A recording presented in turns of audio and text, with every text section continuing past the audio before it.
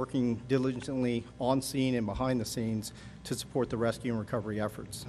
Yesterday, I provided some insight into our salvage operations, as well as the iterative cycle that we've used to make sure that we're doing that in close coordination with the Unified Command. Again, our process is committed to the dignified process for recovery of the remains for personnel and passengers of the flight.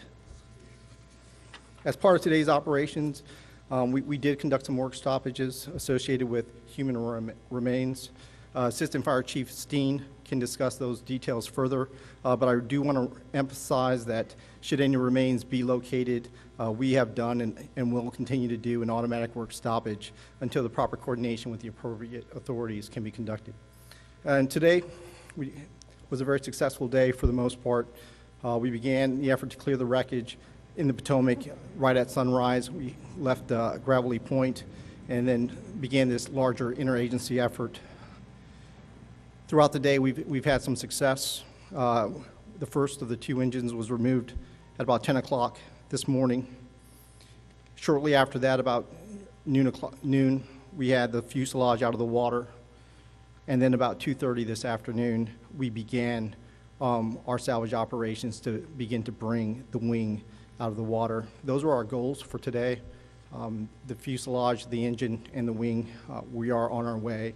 Right now, we anticipate that most of those items will end up on the barge, like we talked about last night, stay overnight in a secured and covered condition until we can make our way to a transport point tomorrow morning.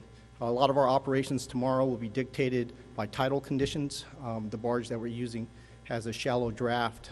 We're going to wait till high tide, probably close to around 10 o'clock before we can start actually begin transferring those items from the barge over to the transport that will eventually bring them over to Hangar 7, and then returning back out to complete our operation. Over the next 24 hours, our goal is really to complete our commitment to finishing the civilian plane recovery. Tomorrow, our goal is going to be the cockpit. That goal may be impacted tomorrow by a couple of environmental conditions, notably the wind, but we're going to stay conscious of kind of where those gusts and sustained winds are, and we'll make sure that we're communicating that effectively. We're still committed to our dedicated plan of making sure that we plan, prep, assess before we execute. We're really thankful for all the cooperation we've had so far from the Unified Command. Thank you very much, and I'll be standing by for additional questions, and I'll be followed by Assistant Chief Steen. Good afternoon. I'm Assistant Fire Chief Gary Steen. I would like to thank the U.S. Army Corps of Engineers, Colonel Para, and all of our other partners that have been out through this process. We'd like to now provide an update on the recovery of operations. Throughout the day, our police and fire crews, along with regional partners, have been working closely with the U.S. Army Corps of Engineers on recovery and salvage operations. As of this update, we have positively identified 55 sets of remains. During recovery and salvage operations today, additional human remains were located. These remains, as well as remains that have been recovered previously, are in the process of being positively identified by the Office of the Chief Medical Examiner of the District of Columbia. All of those involved with these efforts continue to work diligently at several sites. At this point, we will now take questions.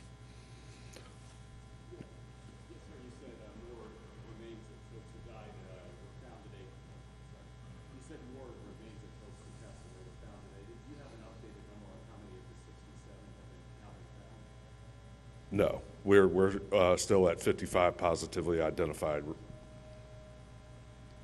Yes, sir. Hi there. Question for Colonel Ott, if I may, sir. We talked yesterday, you said these were experienced pilots, they knew this airspace. Is there any reason why Army helicopters would be flying above that 200-foot line as it appears in this case? Yeah, so I think it's important for us to not speculate, because there are all kinds of reasons that you could deviate from an altitude. You know, something as simple as a flock of birds is in front of you, or you may deviate if you see something that's an obstacle or other threat to your flight. And so I would wait and caution everybody, let's just wait until the NTSB investigation. I know we all want answers. We want to know also. But all that should come out, and we should have a better picture once the cockpit data recorders and that are analyzed. Yep. Yes, sir.